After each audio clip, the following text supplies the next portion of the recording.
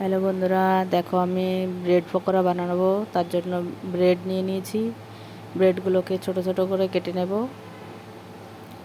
পুরোটাও রাখতে পারো, তোমরা চিকন করে কাটতে পারো। আমি ছোট ছোট করে 4 ভাগ করে নিয়েছি। ওগুলো কাটা হয়ে গেছে। এবার ব্যাটারটা নিয়ে নেব। সাথে থাকো। দেখো প্যান বসিয়ে দিয়েছি, একটুখানি সামান্য তেল দিয়ে দিলাম। আমি কম তেলেই রান্না করছি, তোমরা চাইলে বেশি তেলেও করতে পারো, কিন্তু এটা বেশি হেলদি। দেখো এক সাইডটা হয়ে গেছে। এটা হয়ে গেলে একটা একটা করে নামিয়ে নেব।